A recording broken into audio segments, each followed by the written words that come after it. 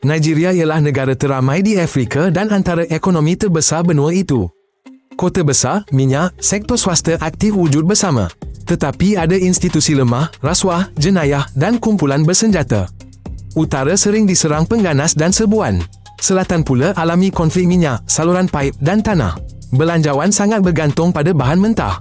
Jika harga jatuh, sekolah, hospital dan jalan raya terjejas. Rakyat hadapi gangguan elektrik, logistik buruk dan kos keselamatan tinggi. Perbezaan serantau jejaskan akses pekerjaan, pendidikan dan perubatan. Sektor pelancongan kurang berkembang. Pertanian dan pemprosesan kurang pelaburan. Ini buat isi rumah kekal rentan lebih lama berbanding ekonomi lebih pelbagai.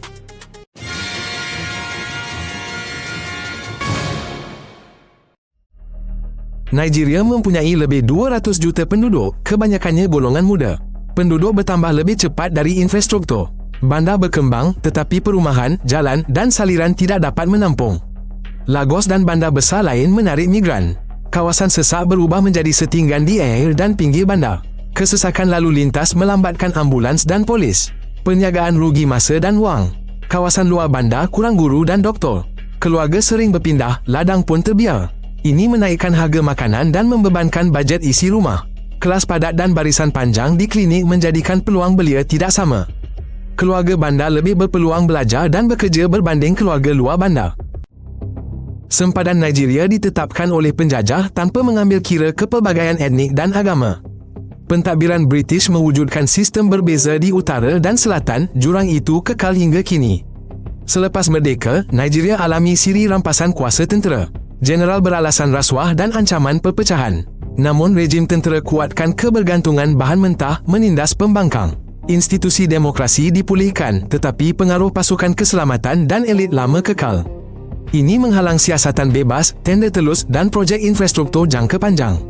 Dalam keadaan ini, gubernur wilayah dan kumpulan tempatan sering bertindak otonomi. Dasar ekonomi tunggal terjejas saat perlu selaraskan peraturan pelabur dan agihan pendapatan. Pada akhir 1960-an, Tenggara Nigeria cuba berpisah dari negara itu, mencetuskan perang saudara. Punca utamanya ialah perebutan kawalan pendapatan minyak, ketegangan etnik dan ketidakpercayaan terhadap kerajaan pusat. Perang berakhir dengan kekalahan pihak pemisah, tetapi ingatannya masih kekal hidup. Di rantau itu, isu otonomi, bahagian pendapatan dan keselamatan sering dibangkitkan. Protes politik, sekatan jalan raya dan pertempuran dengan pasukan keselamatan sering berlaku semula. Tanpa dialog berterusan, agihan bajet telus dan penghormatan kepada komuniti tempatan, ketegangan tidak akan reda. Perniagaan tempatan menuntut kontrak adil dan penglibatan sebenar dalam pemulihan ekologi. Jika tidak, sokongan pusat hanya akan kekal formal. Nigeria hampir seimbang antara Muslim dan Kristian. Majoriti hidup aman. Namun, pendakwah radikal dan kumpulan bersenjata merekrut belia melalui kemiskinan dan pengangguran.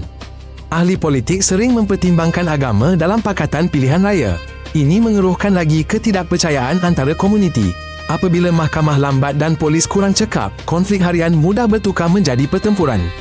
Program bersama di sekolah dan hospital serta projek pemimpin tempatan dan bajet telus mengurangkan risiko. Namun, ia kurang skop dan pembiayaan lestari. Tanpa usaha damai berterusan dan akses sama rata kepada perkhidmatan, ketegangan tercetus semula selepas insiden. Sebuah kumpulan militan Islam beroperasi di timur laut Nigeria. Mereka menyerang sekolah, pasar, kampung dan pos tentera. Penculikan besar-besaran pelajar perempuan berlaku. Letupan di jalan dan pembakaran juga terjadi. Tentera melancarkan operasi. Mereka bekerjasama dengan negara jiran dan memperkuat garison. Namun, kelemahan kekal. Ini kerana kawasan yang besar, komunikasi lemah dan kemiskinan. Orang ramai meninggalkan rumah mereka. Kem pelarian muncul. Pertanian terbengkalai. Kanak-kanak kehilangan tahun persekolahan. Perniagaan menutup kedai mereka. Apabila penghantaran bantuan kemanusiaan tertangguh, kemarau atau wabak penyakit menjadi krisis berpanjangan dengan pantas. Jalan raya di bawah kawalan. Pemulihan sekolah juga membantu, tetapi keselamatan masih kurang. Ini menghalang orang ramai kembali ke kehidupan normal. Utara Nigeria lebih kering dan miskin, manakala selatan lebih lembap dan kaya sumber. Di sempadan zon iklim, nomad dengan ternakan dan petani berebut padang ragut, air dan ladang. Apabila polis dan pihak berkuasa tempatan lambat meleraikan pihak dan merekod kerosakan, serbuan balas bermula. Penduduk meninggalkan rumah, harga makanan meningkat dan lelaki muda menyertai pasukan pertahanan diri. Ahli politik menggunakan isu melindungi golongan mereka dan ketegangan terus memuncak. Tanpa peraturan tanah jelas, siasatan pantas dan pampasan, konflik ini berulang setiap tahun. Jumlah pergeseran menurun di mana pendaftaran padang ragut dan koridor meragut diperkenalkan, namun program ini tidak meliputi semua kawasan. Ekspor minyak menyumbang sebahagian besar pendapatan belanjawan dan pertukaran asing Nigeria. Apabila harga jatuh, kerajaan memotong perbelanjaan. Sekolah, hospital dan jalan raya terjejas. Wang tertumpu pada pegawai dan kontraktor. Ia jarang sampai ke kawasan luar bandar. Sektor bukan minyak berkembang perlahan. Kilang terhenti tanpa elektrik stabil. Petani tiada kredit murah, gudang dan logistik sejuk. Apabila mata wang lemah, import menjadi mahal. Keluarga menangguhkan rawatan dan berjimat pada makanan. Ketergantungan pada komoditi menghalang projek jangka panjang. Ekonomi menjadi rentan terhadap kejutan luaran. Selagi ekspor dominan, kutipan cukai lemah dari perniagaan kecil. Ini menyebabkan belanjawan bandar dan desa kosong. Di paya Nigeria dan hutan bakau Delta Niger, tumpahan minyak, paip haram dan kebakaran berlaku berdekat-dekat. Air dan tanah tercemar, ikan berkurang, loji penapisan buatan sendiri sering meletup. Orang ramai menghirup wap minyak mentah. Penyakit pernafasan dan kulit semakin meningkat. Komuniti tempatan menuntut pembersihan dan pampasan. Syarikat dan pihak berkuasa bertelagah siapa yang bersalah dan berapa banyak perlu dibaiki. Selagi paip kurang dijaga dan peluang pekerjaan alternatif terhad, penduduk mempertaruhkan kesihatan demi pendapatan. Pemulihan paya berlaku perlahan dan mahal. Di mana program pembersihan sebenar dilancarkan, perikanan sebahagiannya pulih. Namun, tanpa kawalan kebocoran yang sistematik, kemajuan tidak akan kekal. Geng laut beroperasi di perairan pantai Nigeria. Mereka merampas kapal di pantai dan muara sungai. Mereka membawa kru ke darat dan menuntut wang tebusan. Di darat, kumpulan bersenjata merompak kampung, jalan raya dan menculik orang di kawasan tengah. Polis dan tentera melakukan serbuan. Namun, jarak jauh, kekurangan peralatan dan pos rasuah menghalang usaha mereka. Perniagaan membelanjakan wang untuk keselamatan, insurans dan konvoi persendirian. Ini menjadikan penghantaran lebih mahal. Ini menjejaskan perdagangan dan pelaburan di pelabuhan, gudang dan lebuh raya. Kawasan itu kekal miskin dan terpencil. Pengangkut tempatan merancang laluan mengikut sekatan jalan dan waktu siang demi kurangkan risiko. Ini meningkatkan masa dan kos pengangkutan. Lagos ialah pusat kewangan dan media Nigeria. Di sini terdapat pelabuhan, ban, projek teknologi dan studio filem. Nollywood menghasilkan ribuan filem setahun. Ini memberi pekerjaan kepada pelakon, penyunting, penerbit dan penjual jalanan. Pemuzik Nigeria memenuhi venue di Afrika, Eropah, Amerika. Penstreaman dan festival menjana pendapatan mata wang asing. Bersebelahan kawasan berjaya ada perkampungan setinggan tanpa kumbahan atau elektrik. Cetak rompak, perlindungan hak lemah dan kurang pendidikan khusus membantut pertumbuhan industri. Bandar ini hidup atas inisiatif penduduk. Namun, tanpa projek infrastruktur besar, kekacauan harian kekal. Apabila jalan raya dilebarkan, persimpangan dan tebing sungai dibina, bandar menjadi lebih lega. Namun, permintaan pengangkutan tetap berkembang lebih pantas.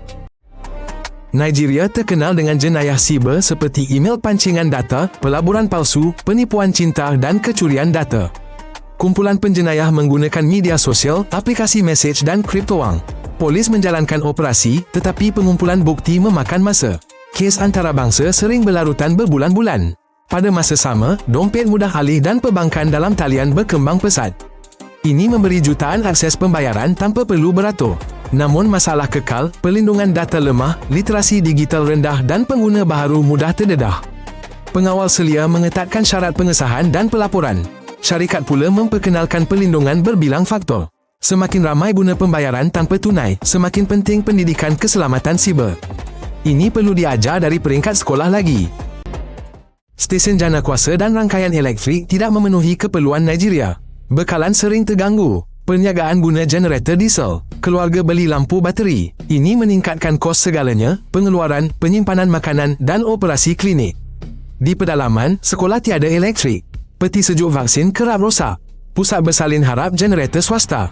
Jalan buruk dan logistik sejuk lemah sebabkan hasil tani rugi. Harga makanan pula melonjak. Tanpa tenaga stabil dan jalan raya baik, kawasan miskin terperangkap dalam kemiskinan tega. Mereka bergantung pada bantuan kewangan saudara mara. Projek stesen solar kecil untuk komuniti meningkatkan sekolah dan pusat farmasi. Namun, projek sebegini masih kurang. Malaria kekal punca utama kemasukan wad dan kematian kanak-kanak di Nigeria. Wabak kolera berlaku selepas hujan monsun dan di kawasan tiada air bersih.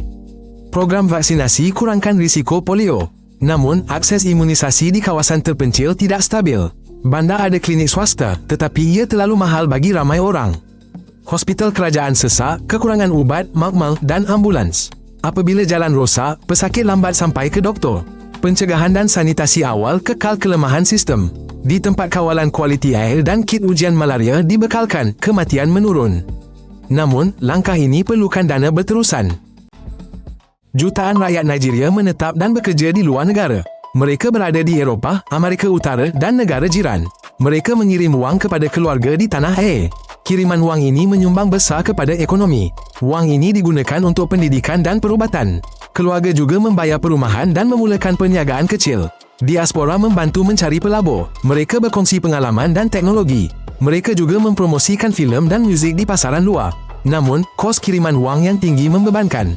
Sekatan operasi BANS turut mengurangkan kesannya. Apabila nilai mata wang tempatan jatuh, penerima lebih bergantung pada kiriman wang. Warga negara yang kembali membuka perkhidmatan dan bengkel. Mereka melatih pekerja dengan kemahiran moden. Tetapi, birokrasi dan peraturan tidak stabil menghalang mereka. Nigeria muda, kaya sumber daya dan punya pasar domestik besar. Kini, kunci pertumbuhan ialah perkara asas, sekolah, rawatan primer, air bersih, jalan dan elektrik stabil. Di mana mahkamah cekap dan kontrak telus, projek jangka panjang serta pelaburan swasta mula muncul. Ramai pakar berhijrah, tetapi sebahagian sokong perniagaan dan keluarga di tanah air dengan wang dan rangkaian. Pengukuhan ekonomi bergantung pada pembangunan sebenar rangkaian, pelabuhan, logistik dan operasi polis, mahkamah yang tenang bukan janji. Apabila perkhidmatan asas stabil, golongan muda dapat mulakan pengeluaran, koperasi desa dan kebergantungan minyak akan menurun. Jika menarik, sila langgan agar tidak terlepas episod baru. Kami ringkas dan padat.